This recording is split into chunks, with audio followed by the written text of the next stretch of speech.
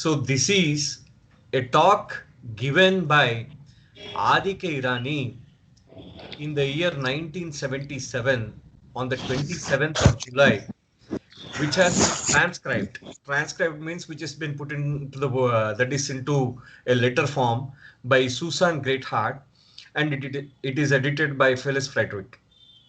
So just I'll do a bilingual presentation actually, because the original presentation is in English, but whereas I'll be giving the answers I will be giving the explanation in Telugu too. అందరికీ జై బాబా అండి.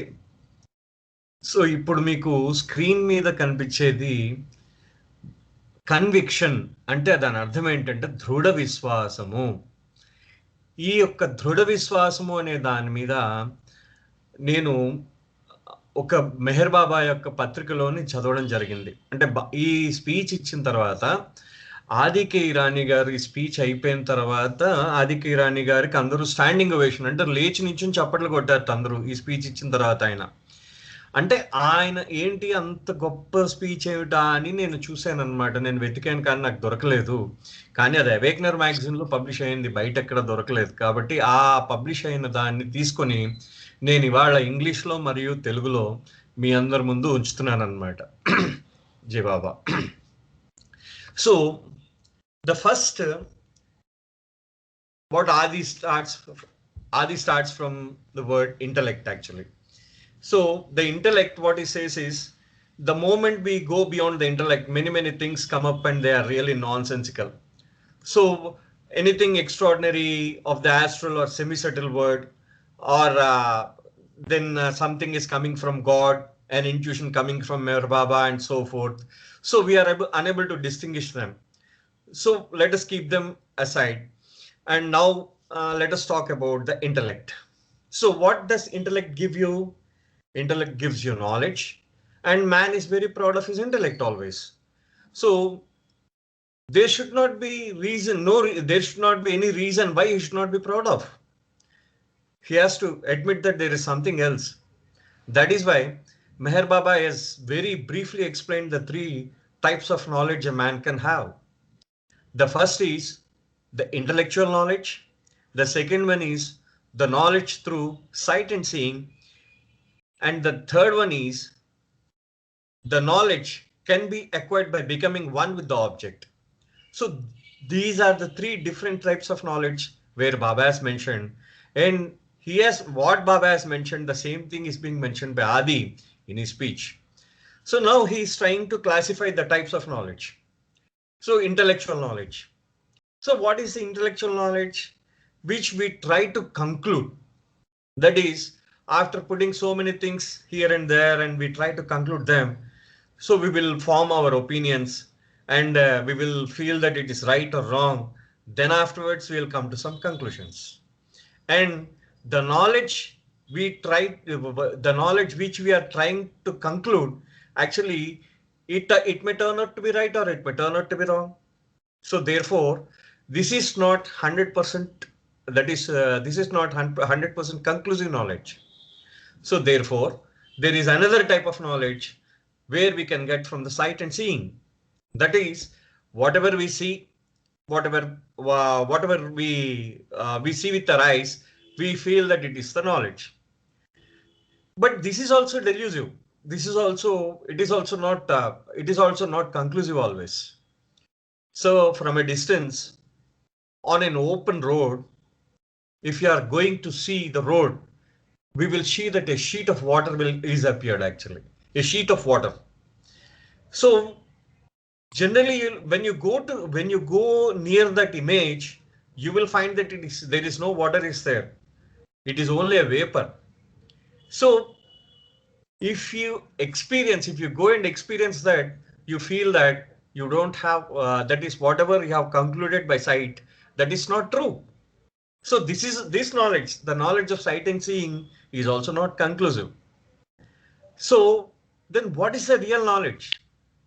So then Baba says, Adi has taken the Baba's words, the knowledge which is permanent, which is unchanging, which is acquired by becoming one with the object, it is called the conclusive object. It is called the real object, he says. Real knowledge, he says. So that is identifying with the object. How you are identifying yourself with the object. That means, suppose for example, he is giving Adi Irani is giving an example. So somebody asked me, Adi, where are you? I say, I'm here. I can't say I'm not here because this is my body. I'm here. This is my chest. I'm here. This is my head. I'm here. These are my legs. I'm here. So I can't show where I really am, but I am so much identified with my body that there is no other answer I can really give. So this I am giving this analogy. Why I am giving this analogy is how identification can be experienced. That is how I am identifying that experience, how I am identifying with the experience. So identification can give you a conclusive knowledge, he says. So real knowledge comes from our identifying with something final and something permanent and something unchanging, which we call God. So Hindus call it as Paramatma, Muslims call Allah, the others may call something else. But overall, this is the conclusive knowledge.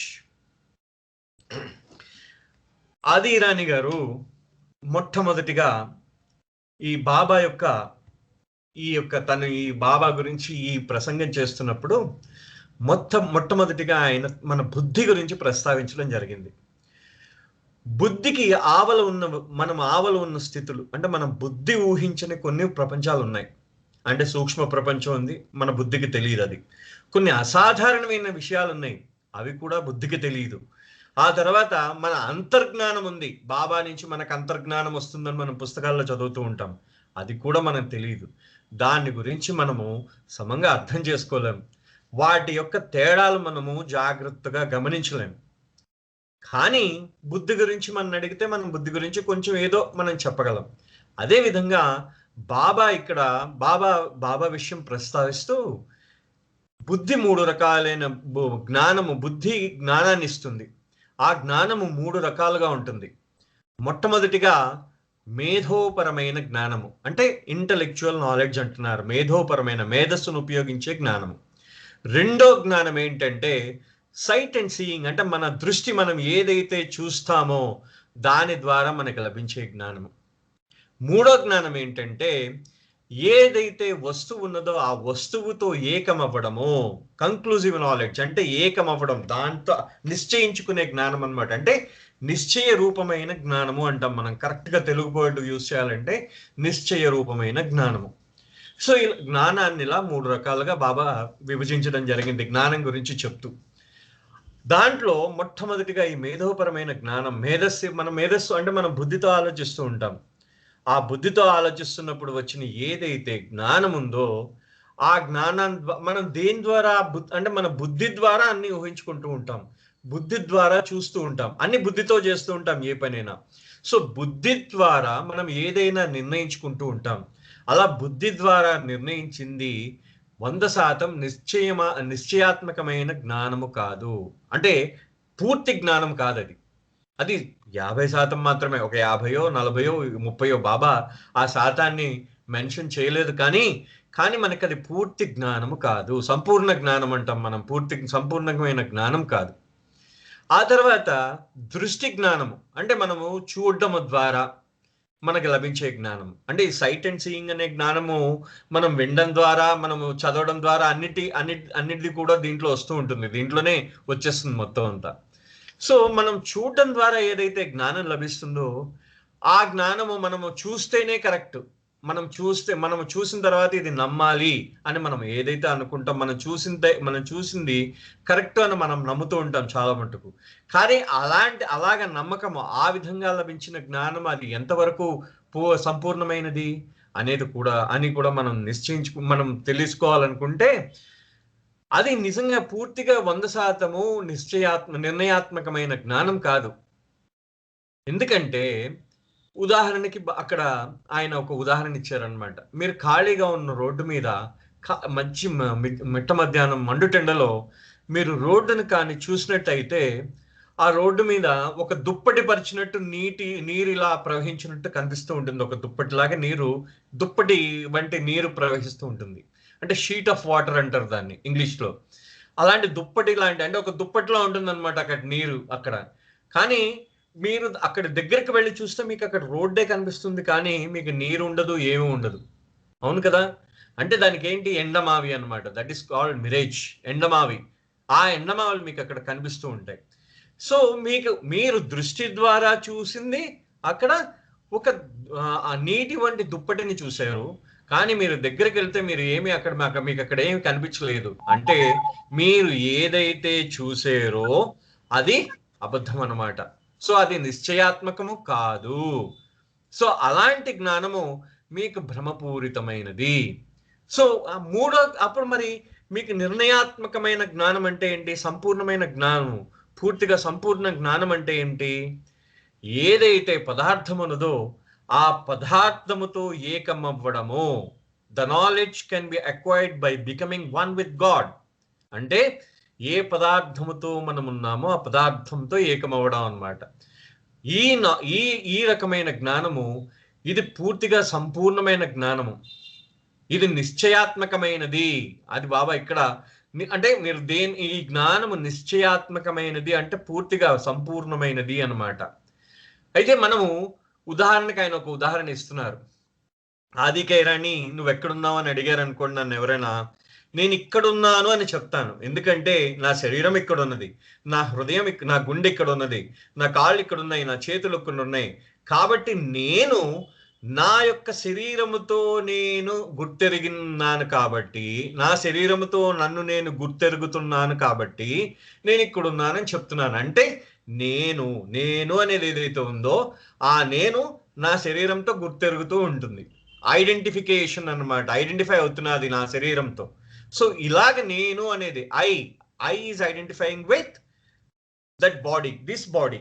అది అన్నమాట. అది ఆ I అనేది ఐడెంటిఫికేషన్తో body అవుతున్నది కాబట్టి అది నిర్ణయాత్మకమైన జ్ఞానము. అంటే ఒకటి ఏంటంటే ఆయన ఎగ్జాంపుల్ చెప్పారు, ఈ నేను నా శరీరంతో గుర్తెరగడం అనేది వాస్తవంలో this is not real knowledge. Baba what said Adi కైరాని has telling only the analogy. It is not the final example. It is just giving how we are going to identify with the body. ఆది కైరాని గారు ఈ శరీరంతో మనం ఎలా గుర్తెరుగుతాము అనేది చెప్పడం జరిగింది. సో ఈ విధమైన యథార్థమైన జ్ఞానము, ఏదైతే అంతిమమైన జ్ఞానం ఉందో, ఏదైతే శాశ్వతం, సంథింగ్ విచ్ ఇస్ ఫైనల్, అంతిమమైన జ్ఞానము, సంథింగ్ విచ్ ఇస్ పర్మనెంట్, అది శాశ్వతమైన జ్ఞానము. ఏదైతే విచ్ ఇస్ అన్చేంజింగ్, మార్పు లేనిదై ఉన్న జ్ఞానము, which is unchanging, the knowledge which is unchanging, which we are calling it as God. So something final, something permanent, something unchanging, we are calling it as God.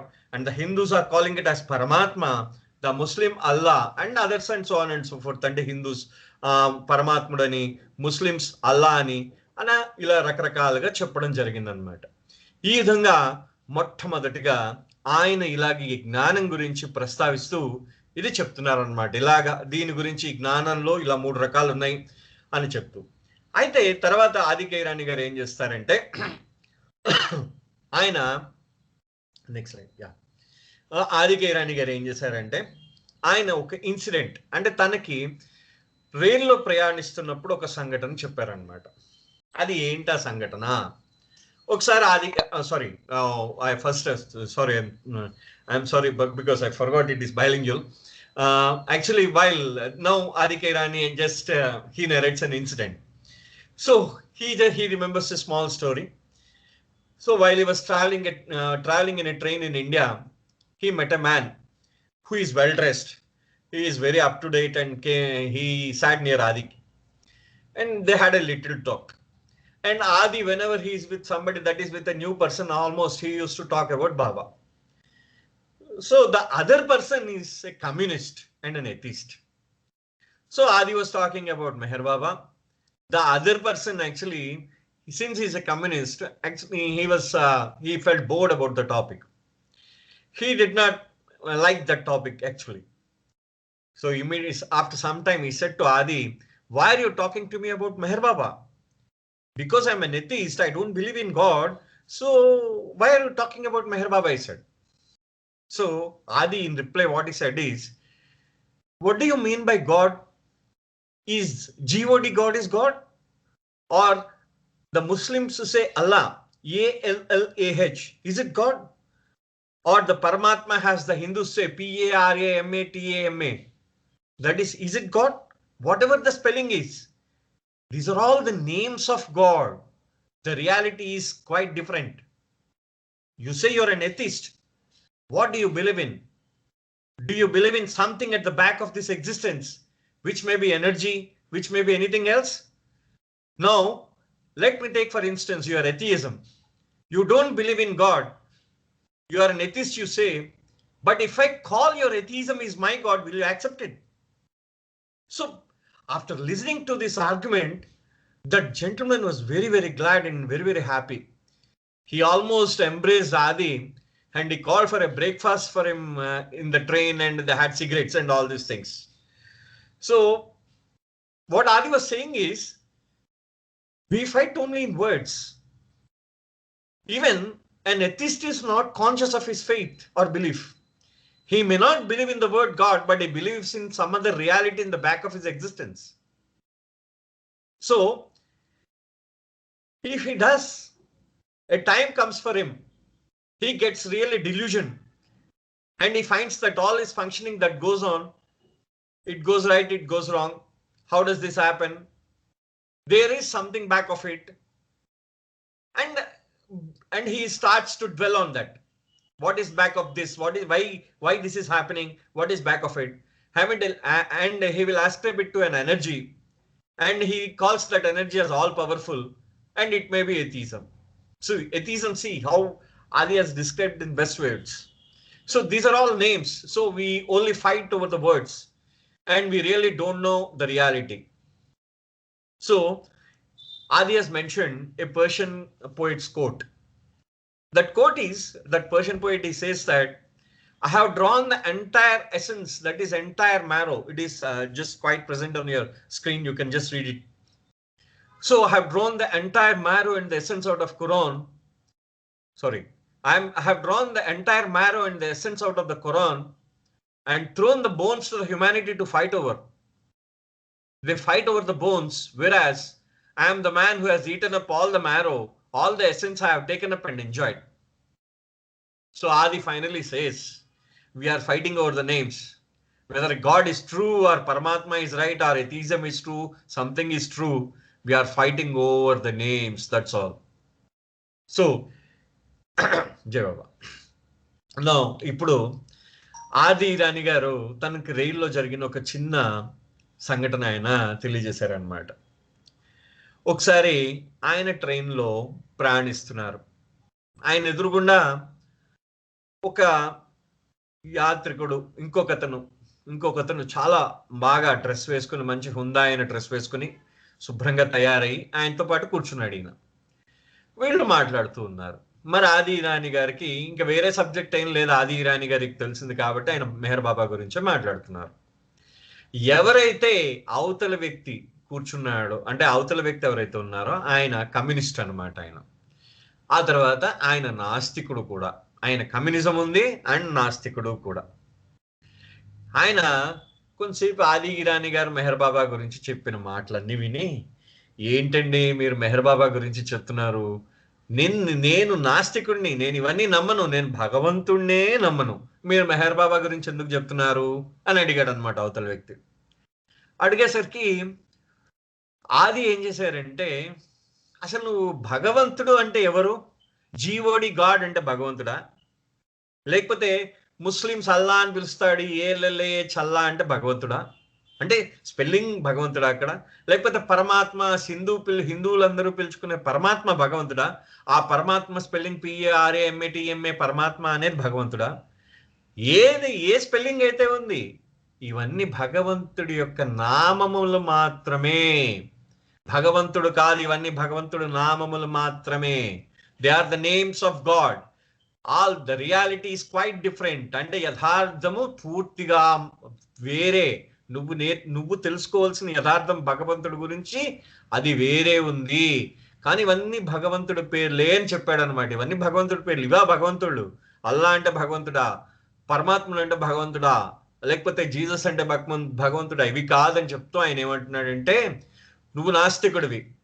So నువ్వు దేన్ని నమ్ముతావు? నువ్వు నీ ఉనికిని నువ్వు నమ్ముతావు కదా. అంటే నువ్వు ఉన్నావు అనేది కనీసం దాని గురించైనా నువ్వు నమ్మాలి కదా. నువ్వు ఎలా వచ్చావు అన్న దానికి ఒక శక్తి ద్వారా నువ్వు ఇక్కడికి వచ్చావు అనేది ఏదైతే నమ్ముతున్నావు కదా.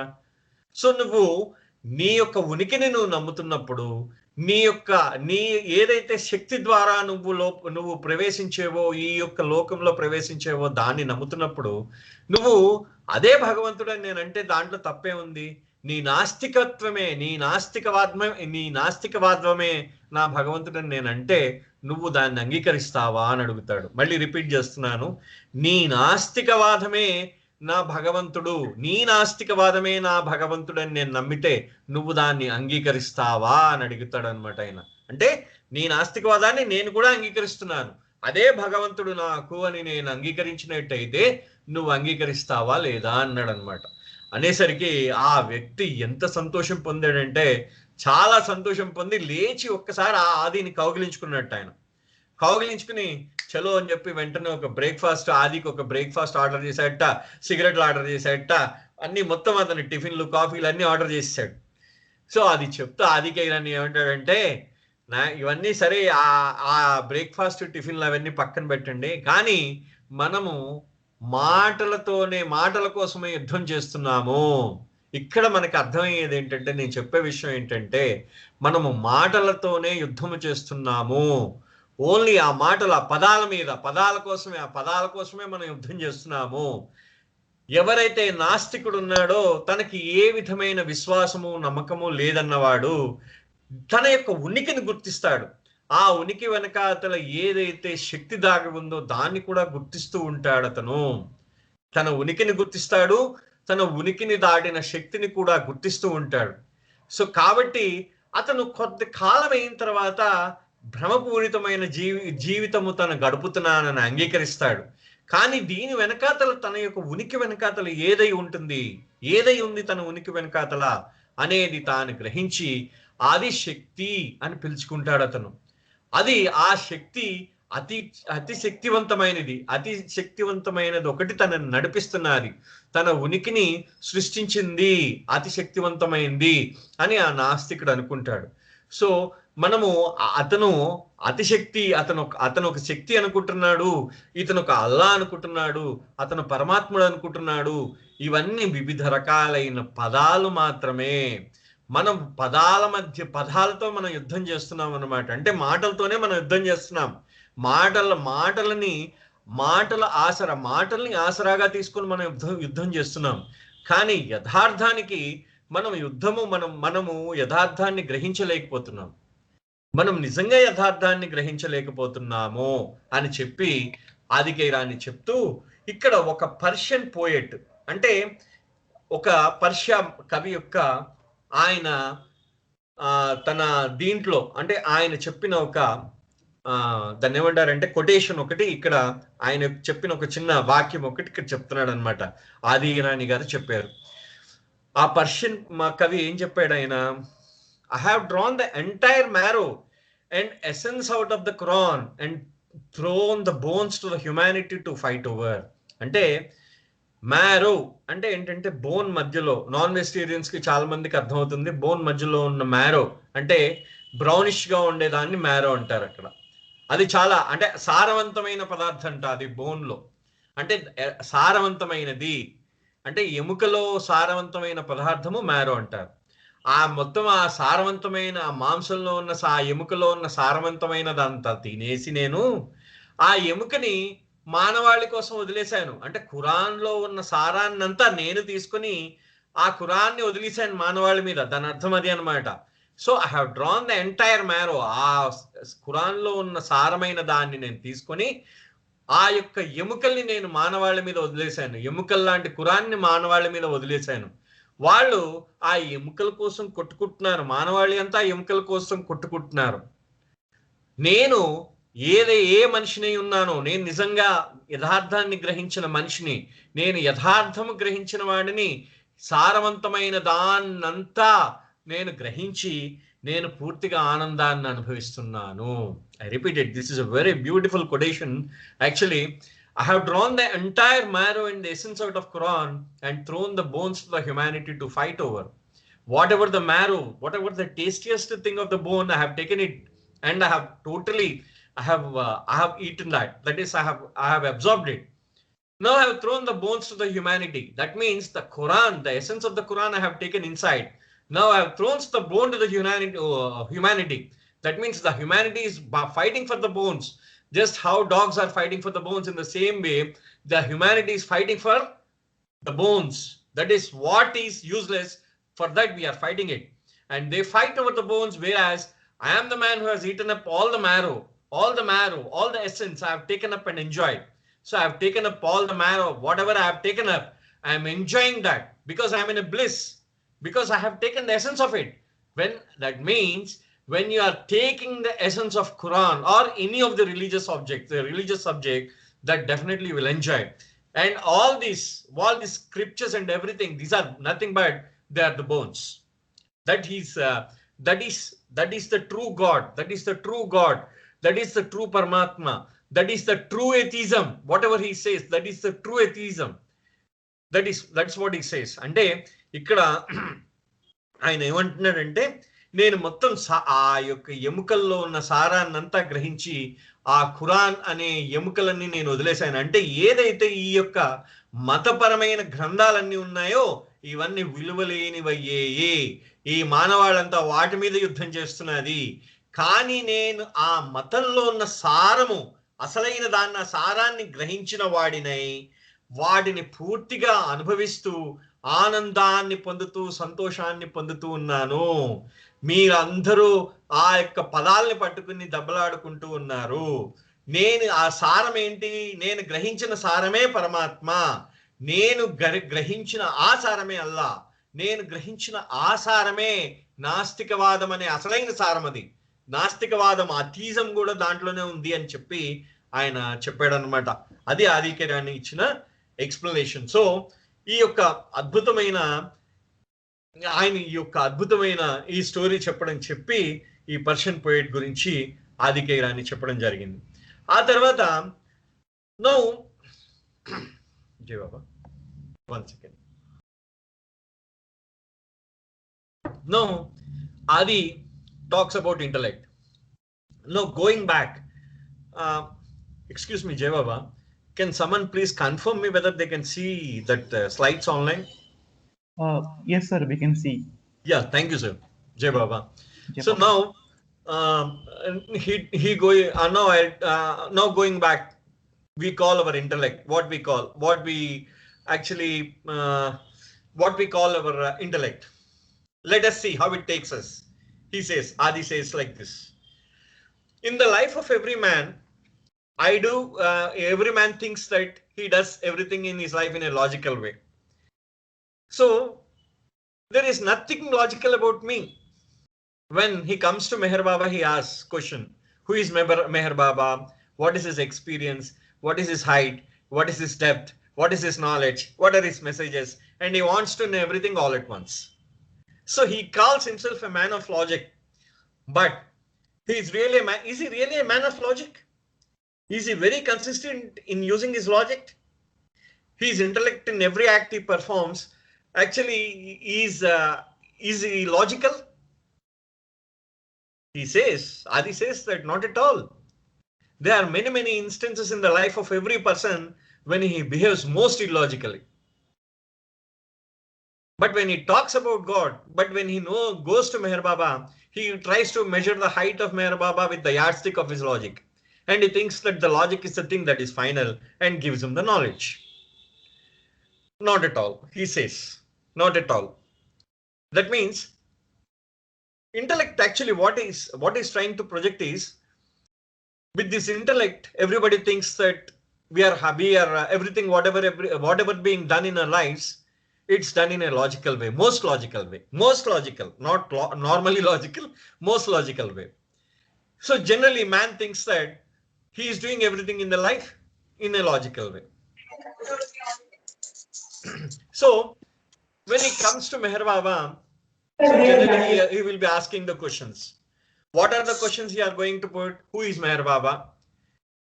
So what is his experience? What the experience Meher Baba is having to preach the spirituality? What's his height? What's his weight? What's his depth? What's his knowledge? What are his messages? So on and so forth. So everything, a man who is thinking with logic, so he'll be asking so many questions about Meher Baba logically. That is okay. No, what he says is he consistent in using his logic?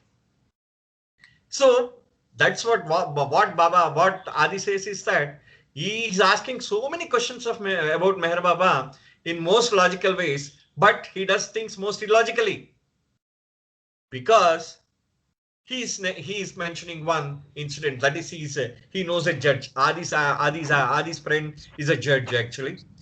That gentleman is having two sons. Jivan.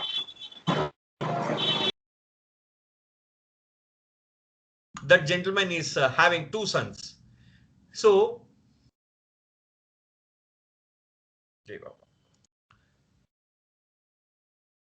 that gentleman is having two sons, and the younger one is always his favorite. So the younger one is very, very mischievous. So he used to tease the elder one. And the judge actually, he always used to take the side of the younger one, in spite of the fact he knows that the younger one is at fault. Even then, he always used to take the side of the younger one. So actually, what is the duty of the judge at office? Because he is sitting in a lawful position in the court of law, he sits in a chair. He uses all his logic and he decides what is good and what is bad. But when he is coming to his house, he is having a favoritism on his younger son, and in spite of the fact that the younger one is at fault, he is taking his side. So is it logical? So that is absolutely illogical, he says. So see, in the same way, I'm a married. He's telling another example. Adi is telling another example. I'm a married man. I have got a beautiful wife, but always somebody has a more beautiful wife and a younger wife. So I turn my eyes from my wife to somebody else's wife and go after her. Is it logical? So this he's saying that it is absolutely illogical. So logic is not final with us. Only in the name we say we are logical beings. So I say there is something higher than this. And what is it? Baba always explained about that. And everybody knows it. Everybody experiences it. Everybody has within him. It's not poured into the heart at all. It is already there. It is dormant. He says that something is always dormant. It is misguided, rightly directed, and these are the differences, and that we call it as LOVE, love, the word so used, misused, and abused. So that means, see, even though that word love is there in the heart, it is always used, misused, and abused. So we say that we are logical and we take the wrong side. And we say we are logical and we, instead of seeing our wives, we see someone else's wives. In the same way, we say that we are logical, but we don't know what is inside our heart, which is the love which is dormant. We don't see that. So everybody is right because it's all love. There is nothing else but love. So we earn money for the love of our wife, or love of somebody else, or love to support somebody, or maybe love for our parents, maybe our relatives or friends, or our children, whatever it is. We have a love, and through the love we want to render that help. That is, we want to render, actually we want to love them by working. We are expressing that love. We take up a job and earn money. So if you don't have any love in your life, even then there is on the life, at least you will be integrated. So Adi explains the crudest form of love is, Adi says that the crudest form of love is gravitation. Even the heavenly bodies, they are attracted to each other. We say it's gravitation. And in the same way, in the lower form, that is, gravitation is the crudest form. In the lower form, human beings have also got lowest type of love, that we call it as sex. So we are always attracted to it. So it is relatively nothing but love, but there is the impurity in that love is more. So that means what is trying to project is, if we think that we are having intellect, we think with the logic, but not many a times, mostly we choose the wrong side always. జయ బాబా. No, ఇప్పుడు ఆది రాణి గారు తన బుద్ధి గురించి మనకి వివరిస్తూ ఉన్నారు. ఇక్కడ బుద్ధి గురించి చెప్తూ ఉన్నారనమాట. ఏమని చెప్తున్నారంటే, మన బుద్ధి ఏదైతే ఉందో, మనం ప్రతి ఒక్కళ్ళు మనిషి తన బుద్ధితో ఆలోచిస్తూ ఉంటాడు. తన బుద్ధితో విచక్షణ అంటే మంచి చెడు అనే విచక్షణ, తర్కము, లాజిక్ అంటే తర్కము అంటే విచక్షణ చేయడం అన్నమాట. మంచా చెడా అని విచక్షణ చేయడం, ఆ విచక్షణ చేయడం గురించి ఆలోచిస్తూ ఉంటాడు. సో ఇప్పుడు ఒకతను నేను నా జీవితంలో నేను ప్రతి ఒక్కటి ఆలోచించుకుని చేస్తాను అని అంటారు. అంటే నేను బాగా ఆలోచించి చేస్తాను అని అంటారు. అంటే ఆలోచించి చేయడం అంటే అర్థం ఏంటి? నేను మంచి అయినా చెడైనా ఆలోచిస్తాను అంటారు. సో దాంట్లో ఏం తప్పు లేదు. అయితే అతను తీసుకునే నిర్ణయము తన బుద్ధితో తీసుకుంటూ ఉంటాడు. తీసుకుంటూ మెహర్ బాబా దగ్గరికి వస్తాడు. సపోజ్ మెహర్ బాబా దగ్గరికి వచ్చి, మెహర్ బాబా ఎవరు, మెహర్ బాబాకున్న ఆధ్యాత్మిక అనుభవం ఏమిటి, మెహర్ బాబా ఎత్తేమిటి, మెహర్ బాబా లోతేమిటి, మెహర్ బాబాకున్న జ్ఞానం ఎంత, ఆయన ఏంటంటి సందేశాలు ఇచ్చారు, ఆయన గురించి మొత్తం మెహర్ బాబా గురించి తెలుసుకుందాం అని ప్రయత్నిస్తారు. ఎందుకంటే తనకి బుద్ధితో ఉపయోగిస్తున్నాడు కదా, తను అప్పటిదాకా తన బుద్ధిని ఉపయోగిస్తున్నాడు కాబట్టి ఆ బుద్ధి ద్వారా తను గ్రహించడానికి ప్రయత్నిస్తూ ఉంటాడు. ఏదైనా సరే ఆ బుద్ధి ద్వారా గ్రహించడానికి ప్రయత్నిస్తూ ఉంటాడు. తన యొక్క ఏదైతే విచక్షణ ఏదైతే ఉందో, ఆ విచక్షణ రీజన్ ఏదైతే ఉందో, లాజిక్ తర్కం ఏదైతే ఉందో, ఆ తర్కాన్ని నిరంతరం ఉపయోగించి తను జీవిస్తూ ఉండాలని ప్రయత్నం చేస్తూ ఉంటాడు. కానీ అతను నిజంగా విచక్షణతో అతను జీవిస్తూ ఉన్నాడా? నిజంగా విచక్షణ ఉందా అతనికి? మంచి చెడు అనే విచక్షణ నిజంగా అతనికి ఉందా? అతను భగవంతుడి గురించి మాట్లాడతాడు, భగవంతుడు బాబా దగ్గరికి వెళ్తాడు, తన యొక్క బుద్ధితో బాబాని కొలుద్దామని ప్రయత్నిస్తూ ఉంటాడు. అంటే ఇవన్నీ బాబాని కొలవడం కదా, బాబాకున్న అనుభవం ఏంటి, బాబా ఏంటంటి సందేశాలు ఇచ్చారు, బాబా ఎలాంటి వాడు అని బాబా గురించి తెలుసుకోవడం ఏదైతే ఉందో, అదంతా తన యొక్క విచక్షణ ఉపయోగించి తను తెలుసుకోవాలని ప్రయత్నిస్తూ ఉండడం. కానీ అది ఆ విచక్షణ సరి అయిందా, సబబుగా ఉందా అని అడుగుతున్నాడు ఆయన అని చెప్తూ, తనకు తెలిసిన ఒక జడ్జి, అంటే న్యాయ నిర్ణేత అనమాట. అంటే ఒక జడ్జి గారు ఉన్నారు. ఆయనకి 2 కొడుకులు. రెండో కొడుకు, చిన్న కొడుకు అంటే ఆయనకు అమిత ప్రేమ. అతను ఆ చిన్న కొడుకు ఎన్ని చెడ్డ పనులు చేసినా, అంటే అతను ఎంత అల్లరిగా ఉన్నా సరే, అతను ఎప్పుడూ తన చిన్న కొడుకునే అతను ఎక్కువగా ఇష్టపడుతూ ఉండేవాడు. ఎందుకంటే ఆయన తన యొక్క బుద్ధి ఏదైతే అతను యాక్చువల్లీ న్యాయస్థానంలో తన బుద్ధిని ఉపయోగించి తర్కముతో అతను మంచి చెడు విచక్షణ చేసి, మంచి ఎటువైపు ఉందో అటువైపు మంచి వైపు తీర్పునిచ్చే న్యాయవాది, అతను న్యాయ నిర్ణేత.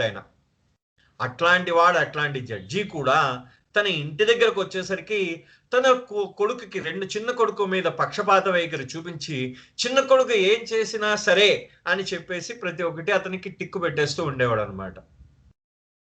సో అదే విధంగా ఇంకో ఉదాహరణ కింద ఇస్తున్నాడు. అంటే జడ్జి గారు చూడండి, న్యాయ నిర్ణేత స్థానములో ఉండి కూడా అతను పక్షపాతం అక్కడ చూపిస్తున్నాడు. అంటే అతనికి మరి విచక్షణ ఉందా, విచక్షణ లేనట్ట? అదే విధంగా ఒకతనికి అందమైన భార్య ఉంది, కానీ ఎవడో ఇంటి పక్కన ఉన్న అతనికి ఇంకో అందమైన భార్య ఉంది, అంటే కొంచెం అందం ఎక్కువ ఉన్న భార్య ఉందన్నమాట. తన భార్యను వదిలేసి పక్కవాడి భార్యను చూస్తూ ఉంటాడు ఎల్లప్పుడూ. సో ఇది విచక్షణ ఉన్నట్ట? అంటే వీడికి విచక్షణ ఉన్నట్ట లేనట్ట? అంటే తన భార్య కన్నా పక్కవాడి భార్య అందంగా కనిపిస్తుంది వాడికి, ఖచ్చితం అది. సో అది విచక్షణ ఉన్నట్టా లేనట్టా? సో విచక్షణ, తర్కము అనేది ఎప్పుడు అంతిమ నిర్ణయము కాదు. This is not final. అది అంతిమ నిర్ణయం కాదు. అయితే ఈ తర్కానికి అవతల ఒకటి ఉందిట. ఆ తర్కానికి అవతల ఏంటంటే, ఆ తర్కానికి అవతల ఉన్నది ప్రేమ. LOVE, లవ్ అనేది ప్రేమ. అది ప్రతి మనిషి హృదయంలో, ఇన్ ఎనీబడీస్ హార్ట్, ప్రతి ఒక్కరి హృదయంలో ఆ ప్రేమ ఉంది.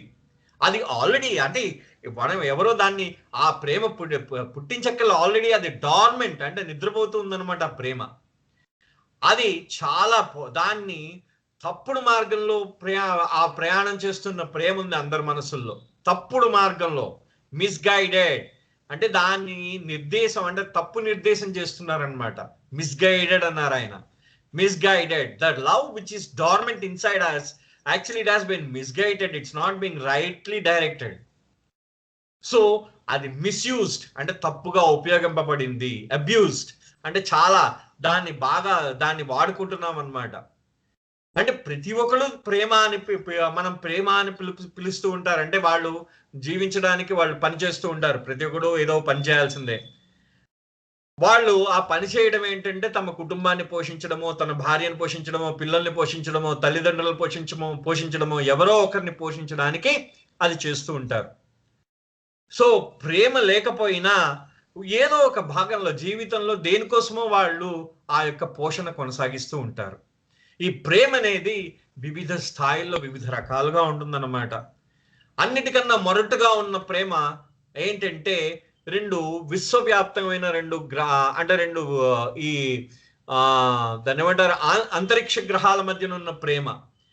ఆ క్రూడెస్ట్ ఫామ్, అంటే మొరటుగా ఉన్న ప్రేమ ఏంటంటే గ్రావిటేషన్, గురుత్వాకర్షణ శక్తి అంటాడు. అంటే ఈ హెవెన్లీ బాడీస్, మనం ఏదైతే హెవెన్లీ బాడీస్ అంటే ఈ యొక్క ఆకాశంలో ఉన్న గ్రహాలు ఉంటాయి కదా, వాటి మధ్యన ఉన్న ప్రేమ ఏదైతే ఉంటుందో అది గురుత్వాకర్షణ ప్రేమ. అలాగే అది మొరటైన ప్రేమ అన్నమాట. ఆ తర్వాత అన్నిటికన్నా అధమ స్థాయిలో ఉన్న ప్రేమ కూడా ఒకటి ఉంది. అది ఏంటంటే సెక్స్. మనం ఏంటంటామంటే కామం, సంభోగము అంటాం మనం దాన్ని. అంటే లైంగిక ప్రక్రియ, అది కరెక్ట్ అయిన వర్డ్. లైంగిక ప్రక్రియ అనేది correct word. So we call sex it is the lowest form of love. So ఇది లవే, అది లవే, వాట్ ఎవర్ ఇది. This is the crudest form of love is gravitation. The another form of love is called sex. So that is the impurities, the impurity inside. There is that this love is also impure, that love is also impure. So there are different types of love. See, Adi says at a different he says in Mehrabad, I have read one article about Adi, that is at Mehrabad. What he says is, while he was giving a talk, not in Mehrabad, sorry, in Kakinada, if I'm exactly correct, in Kakinada. Sir, Jai Baba. Yes, Jai Baba. Yeah, I'm concluding it, and next. Okay, sure. Yeah. I remember, sir. Jai Baba. Jai Baba. So love is actually there are the love is different types in human beings. That is, in the astral bodies, the love is just in the form of a gravitation. In birds and fishes and in vegetation, it is in the it is rudimentary sensations. In beasts, it is developed as, that is in animals and beasts, it is developed as an instinct. In the human beings, it is developed as a love. In man, it is the highest manifestation of love, he said. So in what Baba has said, Baba has said the same, and he has said those words, he has repeated those words. అంటే ఇక్కడ ప్రేమ గురించి ఆది ఒకసారి కాకినాడలో చెప్తూ బాబా యొక్క మాటల్ని ప్రస్తావించడం జరిగింది. సో ఆయన ఏమంటారంటే, మానవుడు అంటే అన్నిటికన్నా క్రూడ్ ఫామ్ లో ఉన్నది, అన్నిటికన్నా మొరటుగా ఉన్న ప్రేమ విశ్వంలో ఉన్న గ్రహాల మధ్యన ఉన్న ప్రేమ గ్రావిటేషన్, గురుత్వాకర్షణ కింద. అంటే ఇనానిమేట్ ఆబ్జెక్ట్స్, అంటే అచేతనమైన వాటి మధ్య ఉన్న ప్రేమ గురుత్వాకర్షణగా. ఆ తర్వాత ఈ యొక్క ఫిష్ అండ్ ఇన్సెక్ట్స్, ఏదైతే చేపలు మరియు క్రిములు వాటిలో భావంగా, ఒక చిన్న భావంగా ఉంటాయట. పక్షులలో కొంచెం ప్రవృత్తి ఉంటుందంటే కొంచెం ఆ జంతు ప్రవృత్తి వస్తుంది పక్షుల్లో, కానీ ఆ తర్వాత జంతువుల్లోకి వచ్చేసరికి పూర్తి స్థాయిలో ప్రవృత్తి వస్తుందన్నమాట. మానవుల్లో వచ్చేసరికి ప్రేమ చాలా ఉన్నతంగా వ్యక్తీకరణ అవుతుంది. So this is what we will discuss the same tomorrow will continue అండి. అంతవరకు అవతార్ మెహర్ బాబా కి జై. జై బాబా.